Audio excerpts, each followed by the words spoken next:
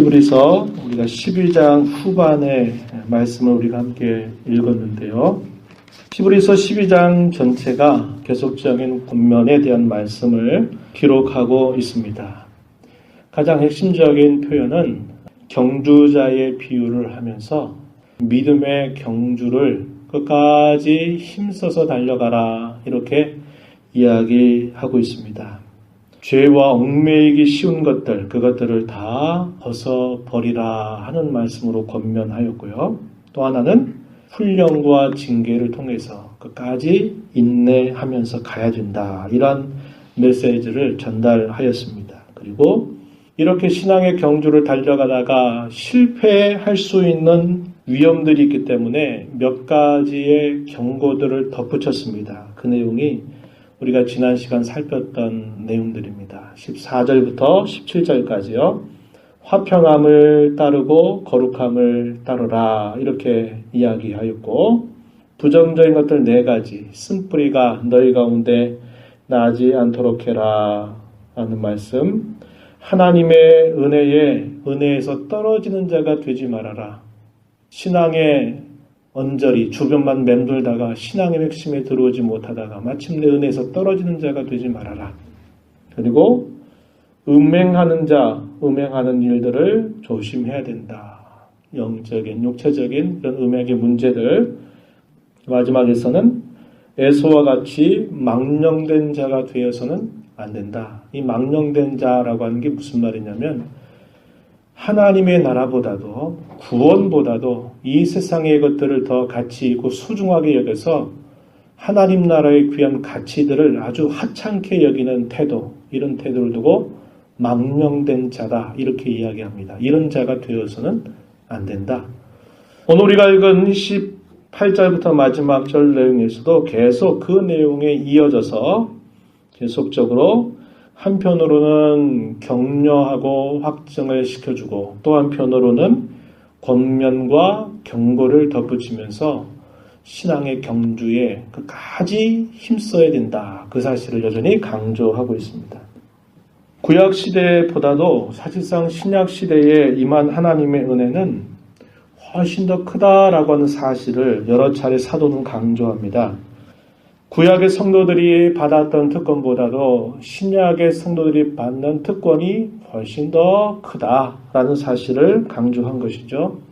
특권을 잘 향유하고 특권을 잘 누리기 위해서 필요한 것은 의무를 잘 감당해야 됨을 말해줍니다. 권리만 요구하고 자기 할 일들을 아무것도 안 한다. 이건 말이 안 되는 겁니다. 그렇죠? 우리가 살고 있는 세상 속에서도 권리는 요구하면서 자기 할 일 안 한다. 이러면 누구도 그의 말을 들어주지 않습니다. 특권은 권리와 함께 의무를 요구하고 있습니다.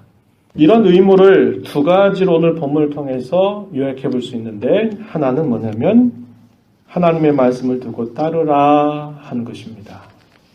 또 하나는 하나님께서 기뻐 받으실 만하게 하나님을 섬겨라. 혹은 하나님을 예배해라 라고 하는 것이 주신 그 특권을 향유하고 누릴 수 있는 요구, 의무로 그 사실들을 오늘 본문 속에서 이야기해 줍니다. 오늘 우리가 읽은 내용들을 대략 한번 구별을 좀 해본다면 이렇게 나눠볼 수 있어요.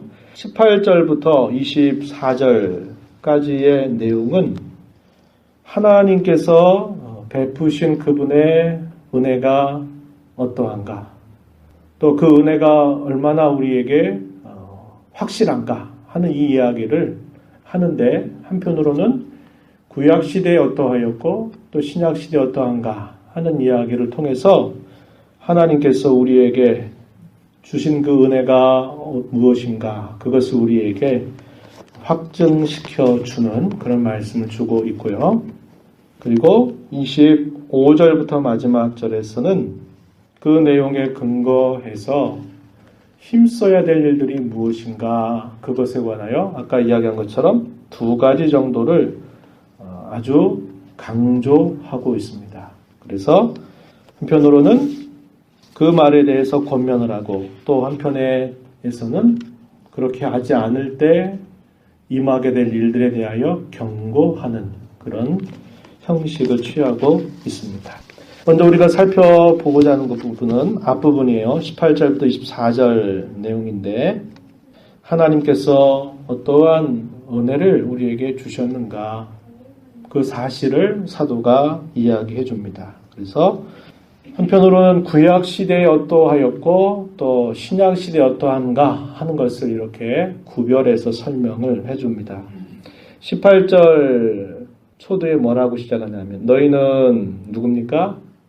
유대 그리스도인들이죠. 1차적으로는 이 편지를 받는 당시 그리스도인들을 두고 한 말입니다. 너희는 18절 보세요. 너희는 쭉 넘어가서 19절 앞부분에 보면 너희는 어디에 이른 것이 아니라 이렇게 말합니다. 22절 가서 보세요. 그러나 너희가 이른 곳은 여기 이하다. 이렇게 이야기를 쭉 하는 겁니다. 그래서 신의 산과 시온산 이것을 대조하면서 설명하고 있습니다. 신의 산에서 무슨 일이 있었나요? 이스라엘 백성들이 애굽에서 나와서 3개월이 되는 날 그들이 어디에 도착하냐면 신의 산에 도착합니다. 이 신의 산에 도착해서 신의 산에서 하나님이 정식적으로 애굽에서 나온 이스라엘 백성들과 특별한 관계를 맺으세요. 그 관계를 두고 언약이다 이렇게 말합니다. 언약을 맺었던 그곳 신의 산에 대해서 이야기하고요. 그러나 너희는 이 신의 산에 이른 게 아니라 너희는 시온산에 이르렀다라고 말합니다. 이 시온산은 지리적으로는 예루살렘이 있는 그곳 산 이름을 시온산이라고 이렇게 말합니다. 그런데 여기서 말하는 시온산은 단순히 지명을 뜻하는 말이 아니라 상징적인 말이에요. 참 하늘에 이르렀다라는 것을 이렇게 표현한 겁니다. 그 내용들을 이제 우리가 살펴보려고 해요. 출애굽기 19장 5절 6절 말씀에 보면은 하나님께서 이스라엘 백성들을 향하여서 이렇게 말씀하십니다. 세계가 다 내게 속하였나니 너희가 내 말을 잘 듣고 내 언약을 지키면 너희는 모든 민족 중에서 내 소유가 되겠고 너희가 내게 대하여 제사장 나라가 되며 거룩한 백성이 되리라. 너는 이 말을 이스라엘 자손에게 전할지니라. 하나님이 많은 민족들 가운데서 이스라엘 민족을 하나님이 택하셔서 하나님의 특별한 소유로 삼으셨다. 이스라엘 백성들을 제사장 나라가 되게 하고 거룩한 백성이 되게 하겠다. 언약의 내용입니다. 언약의 내용인데요. 그러면서 뭐라고 이야기해요? 내 말을 잘 듣고 지키라 하는 것을 강조하고 계십니다. 그러면서 신의 산에서 내가 사흘이 지난 다음에 내가 너희들에게 강림할 것이다 라고 말씀하시면서 모세를 통해서 이스라엘 백성들로 하여금 정결하게 하는 시간들을 주시게 됩니다. 그리고 나서 마침내 3일이 지나면서 하나님께서 이 신의 산에 모여있는 이스라엘 백성들에게 하나님이 강림하시게 됩니다. 오늘 우리가 읽은 본문 18절 가서 한번 보세요. 18절 만질 수 있고 불이 붙는 산, 신의 산을 뜻하는 말입니다. 침침함과 흑암과 폭풍과 나팔 소리와 말하는 소리가 있는 곳, 이 신의 산을 이렇게 표현한 겁니다. 하나님께서 그 백성들에게 강림하시게 될 때 있었던 여러 광경을 사도가 짤막하게 이렇게 요약을 한 것입니다.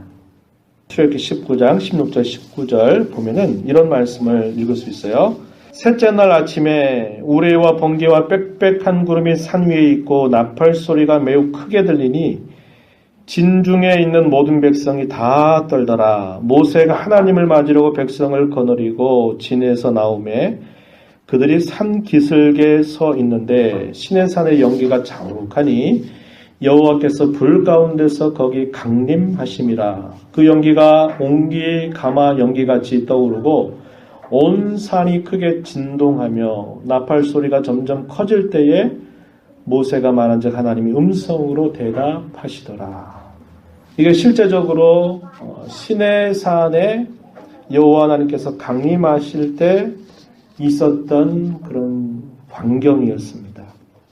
그 말씀의 내용을 본문에서는 간략하게 요약을 해주고 있어요. 하나님께서 항상 임재하실 때 어떤 방식으로 임재하시느냐? 하나님은 눈에 보이는 분이 아니시잖아요. 그래서 하나님은 그분이 임하실 때 빽빽한 이런 구름을 동반하면서 그 백성들 가운데 임재하시고, 그런 과정에서 천둥이나 번개나 우레 이런 것들이 함께 동반이 되고요. 캄캄한 그런 흑암들이 함께 동반되기도 하고, 폭풍과 같은 그런 현상들이 동반이 되면서 하나님께서 강림하시게 됩니다. 그때 그런 임재를 지켜본 사람들이 대단히 말할 수 없는 두려움에 휩싸이게 됩니다. 그래서 그들이 뭐라고 말하냐면 모세에게 이렇게 말하는 거예요. 당신이 우리에게 말씀하소서. 우리가 듣겠습니다. 하나님이 우리에게 말씀하시지 말게 하옵소서. 우리가 죽을까 하나이다. 하나님이 하시는 그 말씀이 얼마나 두려움을 가지고 임하셨는지 그 백성들이 직접 들었다가는 우리가 죽겠다. 우리에게 직접 말씀하지 말고 하나님께서 모세에게 말씀하시면 모세에게 하신 그 말씀을 우리가 하나님 말씀으로 받아서 준행하겠습니다. 이렇게 이야기를 한 것이에요. 심지어 모세 자신도 하나님의 말씀을 받을 때 자기도 그 말씀이 너무나 엄중하고 두려워서 자기도 죽는 줄 알았다고 고백합니다. 거기에는 누구든지 그 경계선을 넘게 된다면 사람이든 짐승이든 물어나고 다 죽게 될 것에 대해 하나님이 엄숙하게 경고를 하셨었습니다. 우리 본문으로 돌아오셔서 12장 19절 중간쯤 보세요. 그 소리를 듣는 자들은 더 말씀하지 아니하시기를 구하였다. 20절 이는 짐승이라도 그 산에 들어가면 돌로 침을 당하리라 하신 명령을 그들이 견디지 못함이라. 이렇게 말하고 있습니다.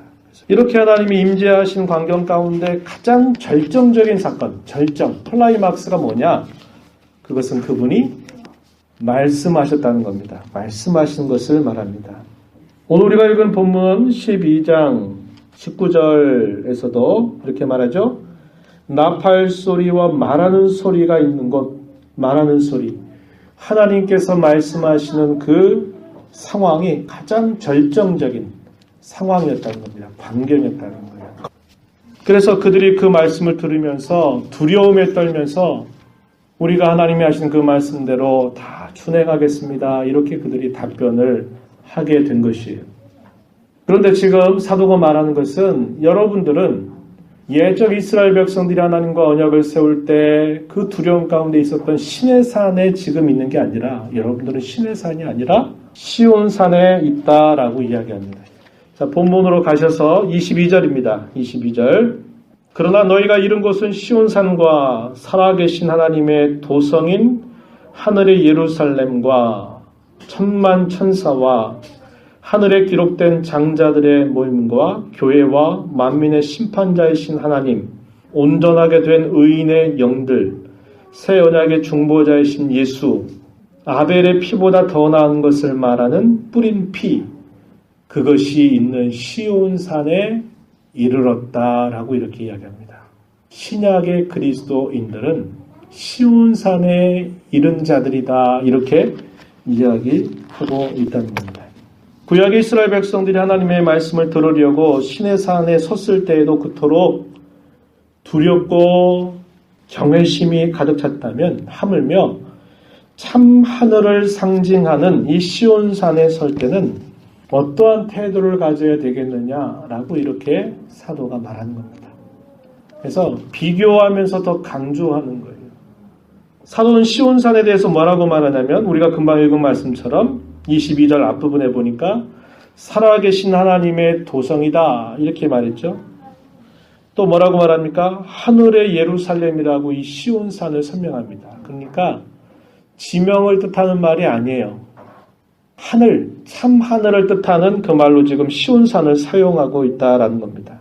또 계속해서 사도가 설명하기를 22절 하반절 말씀을 다른 역본을 통해서 소개하자면 즐거운 모임 중에 있는 천만 천사, 하늘에 기록된 장자들의 교회로 묘사되고 있습니다. 장자들, 상속할 수 있는 권한을 가진 자들이죠. 하나님께서 모세를 이스라엘 백성들에게 보내실 때 모세에게 이런 말씀을 하신 바 있습니다. 출애굽기 4장 22절 말씀에 보면은 모세에게 이렇게 말씀해요. 너는 바로에게 이르기를 여호와의 말씀에 이스라엘은 내 아들 내 장자라. 바로에게 너는 그렇게 말해라. 이스라엘을 두고 뭐라고 말해요? 내 아들이고 내 장자다. 하나님의 백성을 이렇게 표현하였습니다.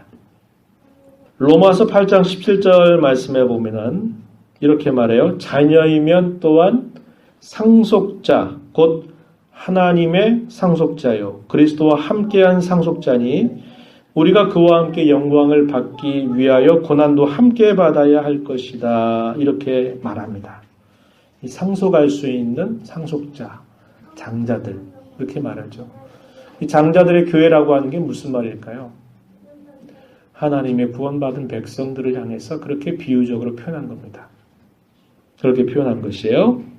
또 뭐라고 계속 묘사하냐면 이렇게 말했어요. 계속 우리가 읽었던 말씀 중에 보니까 만민의 심판자이신 하나님이 계신 곳, 또 온전하게 된 의인들의 영들이 있는 곳, 또 새 언약의 중보자이신 예수님이 계신 곳, 또 아벨의 피보다 더 나은 것을 말하는 뿌려진 피가 있는 곳, 이곳을 두고 뭐라고 말하느냐? 시온산 이렇게 부르고 있습니다. 너희들은 시온산에 이르렀다. 너희는 옛 백성과 같이 시내산 정도가 아니라 참된 하늘에 너희는 이르렀다는 겁니다. 그런데 어떻게 그들이 이곳에 이르렀을까라고 말할 때 여기 설명하는 말 중에 뒤에 말씀이 그 근거를 우리에게 설명해 주고 있는데요. 24절, 25절입니다. 24절 말씀해 보니까 어떻게 시온산에 이르렀냐는 거예요. 어떻게 시온산에 이르렀냐 했을 때 그 근거를 설명해 주기를 24절에 새 언약의 중보자이신 예수님을 통해서 또 구체적으로 아벨의 피보다 더 나은 것을 말하는 뿌린 피. 누가 뿌린 피를 말합니까? 그리스도께서 십자가에서 흘리신 그분의 피, 보혈을 이렇게 표현한 것입니다. 어떻게 너희가 그 하늘에 시온산에 이르렀느냐? 그 근거를 말할 때 너희를 위한 중보자이신 예수 그리스도로 말미암아 그분께서 너희를 위하여 흘리신 그분의 피로 말미암아 너희가 이 시온산에 이르렀다. 이렇게 이야기해주고 있는 겁니다. 그래서 이 시온산은 다르게 말하면 천상의 완전한 교회, 그것을 뜻하는 표현입니다. 완전한 교회, 천상에 있는 완전한 교회를 시온산이라고 이렇게 표현한 겁니다. 이 그리스도로 말미암아 그들이 이 시온산, 천상의 완전한 교회에 이르게 되었다고 말하는데 그 일에 과연 무엇을 더하거나 과연 무엇을 했겠느냐고 묻는다면 저희는 아무것도 한 것이 없습니다. 이렇게밖에 대답할 수 없다는 거예요. 사도가 뭘 강조합니까? 값없이 받은 그 은혜로 말미암아 너희가 시온산에 있는 거다. 이 사실을 기억해라. 이렇게 이야기하는 겁니다. 무엇으로 참여하는 거죠? 그걸 믿는 거죠. 그리스도께서 우리를 이 천상의 완전한 교회에 이르게 하셨다고 하는 것을 믿는 겁니다. 믿음이죠. 그런데 그 믿음도 성경이 뭐라고 말해요? 그것도 너희에게서 난 것이 아니라 하나님의 선물이다. 이렇게 이야기해서 믿음도 우리가 구원받는 시온산에 이르게 되는 근거가 되지 못한다는 거예요. 근거는 오직 예수 그리스도에게 있고 하나님의 은혜에 의한 것임을 강조하고 있다 이 말입니다. 이것은 대단히 영광스럽고 대단히 귀한 것임을 사도가 이야기해주고 있는 거예요. 그러면서 이것에 근거해서 사도가 이제 그렇다면 너희가 이 사실을 알고 이 은혜가 귀하고 값진 줄 안다면 너희가 이 은혜를 누리기 위해서 이런 일들을 힘써야 된다. 이런 의무를 너희가 지켜야 된다. 그 이야기를 하는데요. 그것이 25절부터 마지막 절까지 그 내용입니다. 그 내용을 크게 두 가지로 나누어 볼 수 있다 그랬어요. 하나는 뭐냐? 25절 앞부분에 보니까 첫 번째는 말씀하신 일을 거역하지 말라는 겁니다. 두 번째는 28절 가서 살펴보면 뭐라고 말하냐면 받은 은혜를 감사하고 경건함과 두려움으로 하나님께서 받으실 만하게 그분을 섬겨라. 그겁니다. 25절 앞부분에 보니까 말씀하신 분을 거역하지 말아야 된다. 이렇게 말했어요. 왜 그렇습니까? 그 이유를 설명하기를 자 25절 계속해서 한번 봐보세요. 너희는 삼가 말씀하신 이를 거역하지 말라. 왜 그런가? 땅에서 경고하신 이를 거역한 그들이 피하지 못하였다. 땅, 어딜 말할까요? 신의 산을 말하는 겁니다. 신의 산. 구약의 백성들, 다르게 말하면 구약의 백성들. 땅에서 경고하신 이를 거역한 그들이 피하지 못했다. 역사적인 심판, 징계를 피하지 못했다는 겁니다. 왜요? 하나님 말씀을 가벼이 그들이 경하게 여겼기 때문에 결국 그 경고하신 말씀대로 그들이 역사적으로 패망하는 그런 아픔을 겪었었다. 이걸 이야기하는 거예요. 그러면서 하물며 땅에서 경고하신 이를 거역한 그들이 피하지 못하였다면 하물며 하늘로부터 경고하신 이를 배반하는 우리일까 보냐? 우리는 받은 은혜가 더 크고 그 특권이 어떤 면에 더 크기 때문에 그 책임이 더 막중하다라는 겁니다. 그게 뭐예요? 하나님 말씀을 가볍게 여기지 말라는 거예요. 그분의 말씀을 거역하지 말라는 거예요. 더 받는 은혜가 큰 것만큼 더 책임이 더 크다는 사실을 사도가 강조하고 있다. 이 말입니다. 여러분 이 말씀을 우리가 어디서 확인했죠? 히브리서 2장 1절부터 4절 말씀에서 이 내용을 우리가 함께 확인했었습니다. 벌써 좀 오래전 이야기처럼 보이는데요. 여러분 한번 잠깐 보시기 바랍니다. 히브리서 2장 1절부터 4절 내용이요. 자, 눈으로 한번 보십시오. 제가 읽어드립니다. 그러므로 우리는 들은 것에 더욱 유념함으로 우리가 흘러 떠내려가지 않도록 함이 마땅하니라. 천사들을 통하여 하신 말씀이, 이 말은 구약의 말씀입니다. 구약 시대에 그 말이에요. 천사들을 통하여 하신 말씀이 견고하게 되어 모든 범죄함과 순종하지 아니함이 공정한 보응을 받았거든.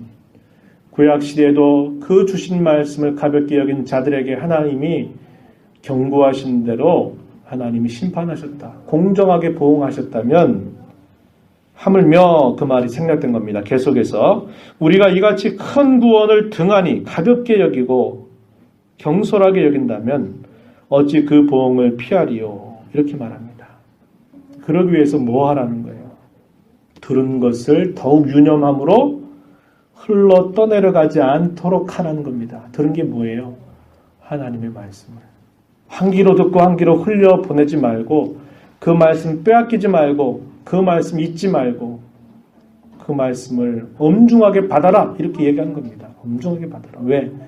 구약의 시대에도 하나님이 그 말씀을 경히 여긴 자들에게 하나님이 그에 합당한 보응을 하셨다면 더 큰 은혜를 받는 여러분들이 그 말씀을 가볍게 여긴다면 받게 될 심판은 더더욱 크다라고 이렇게 이야기하는 겁니다. 똑같은 이야기가 지금 오늘 우리가 읽은 이 본문 12장 25절 이하에서 그 이야기를 또 소개하고 있는 겁니다.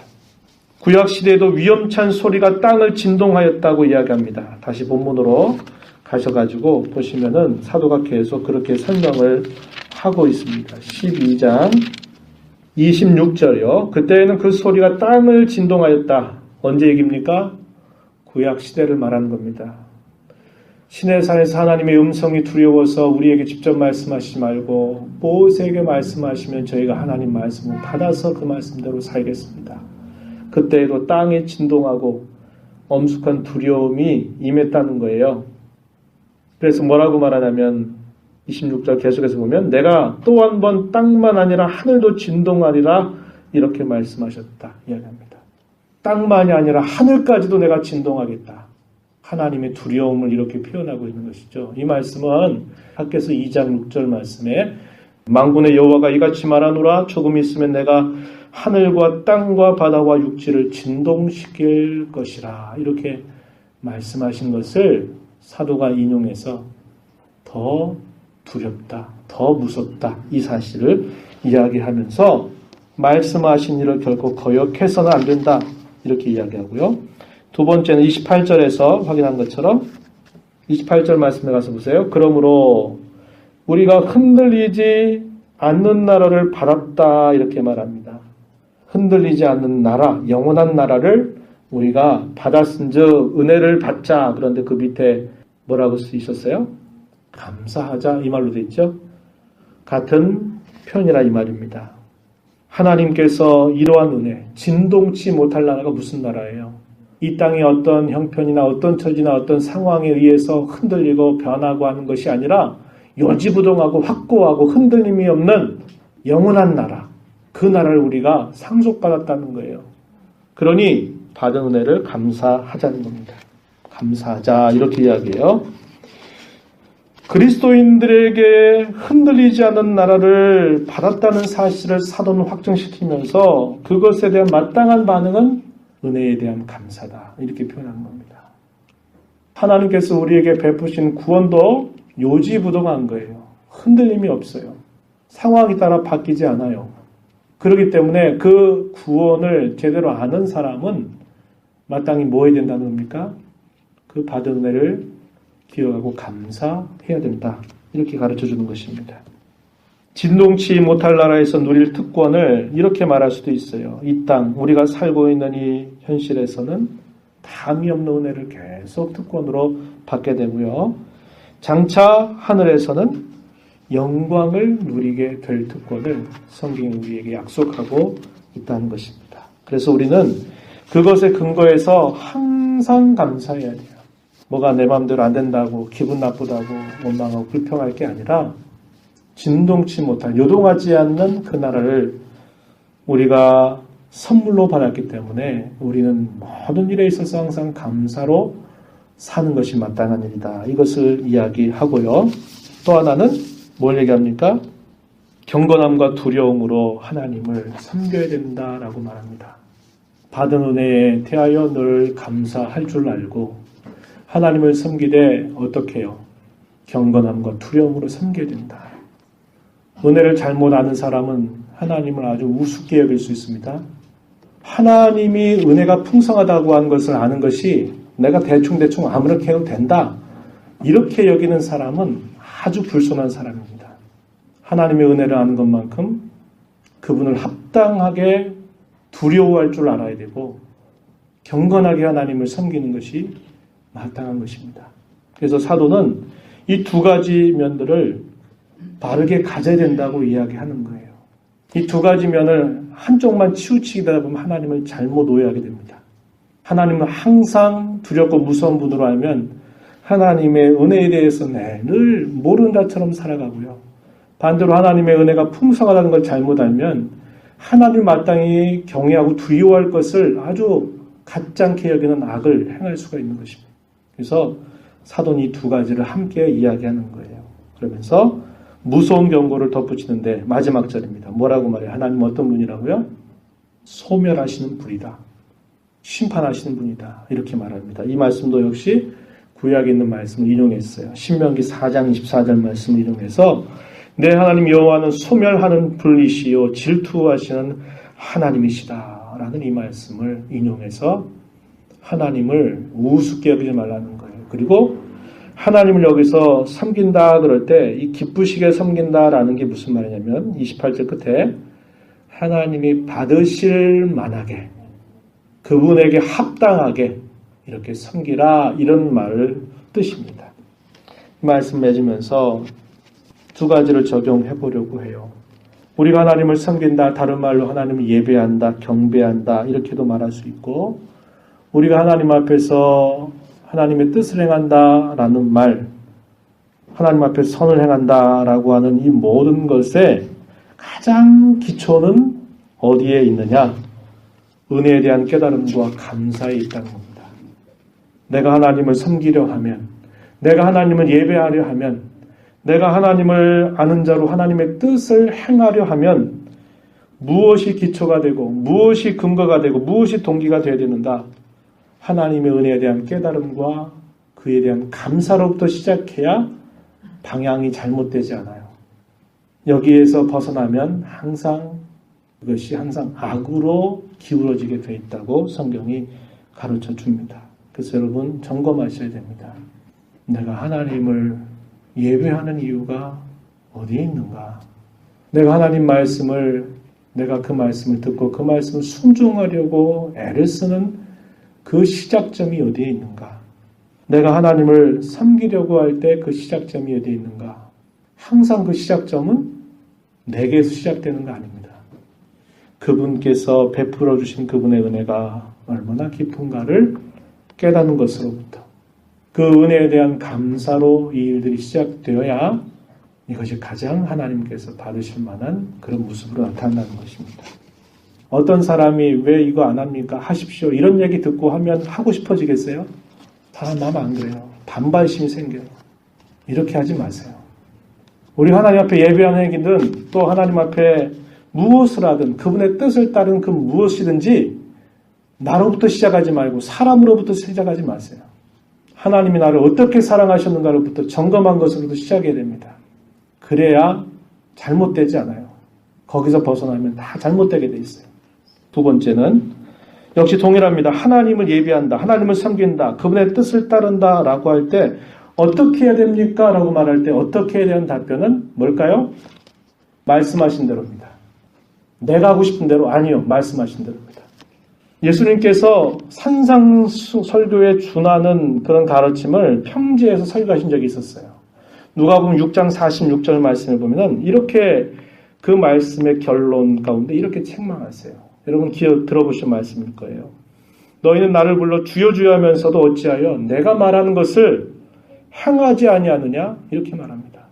나더러 주여, 주님, 주님, 주님만이 나의 삶의 주인입니다 라고 말하면서 왜 내가 한 말은 그렇게 관심 갖지 않고 내 말은 다 무시하면서 입으로만 나보고 주님, 주님 이렇게 부르느냐?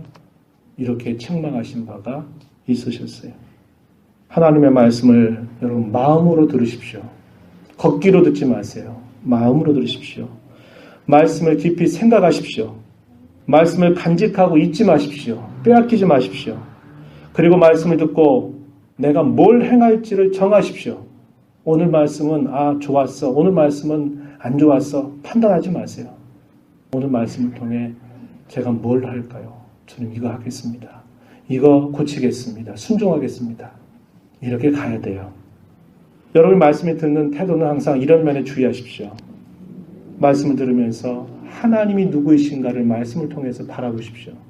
하나님은 오늘 말씀 가운데 어떤 분으로 나타나고 계신지, 그 하나님께서 내게 베푸시는 그분의 은혜가 무엇인가를 먼저 생각하세요. 무엇을 나에게 알라고 말씀하시는지, 무엇을 나에게 행하라고 말씀하시는지를 잘 살피십시오. 그러나 순서를 바꾸지 마세요. 그분의 은혜가 항상 앞선다는 겁니다. 그분이 우리에게 그토록 큰 사랑 베푸시고 나서 우리가 그 은혜를 누리도록 이렇게 해야 된다고 얘기하는 거예요. 그 내용을 우리가 잊어버리면 뭐 이렇게 하라는 건 많고 하지 말라는 건 많은지 신앙생활 못해 먹겠더라. 이런 식의 반응이 나오는 겁니다. 하나님의 은혜가 얼마나 기쁜가를 언제나 말씀을 통해서 확인하세요. 그리고 그 은혜되게 하기 위해서 내가 고쳐야 될 것, 회개해야 될 것, 내가 행해야 될 것이 무엇인가를 깨닫는 대로 순종할 힘을 구하고 삶 속에서 실천하세요. 이게 뭐 하는 겁니까? 하나님을 제대로 섬기는 방법이에요. 이 방법 외에는 없어요.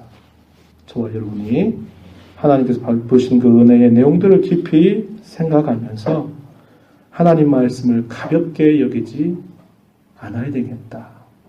오늘도 하나님 말씀하시면서 내게 나오는데 그 말씀 들은 자로 내가 어떻게 반응해야 될까를 점검하고 그 말씀 앞에 내가 서는 자세를 언제나 가져야 됩니다. 이게 바른 신앙생활이에요.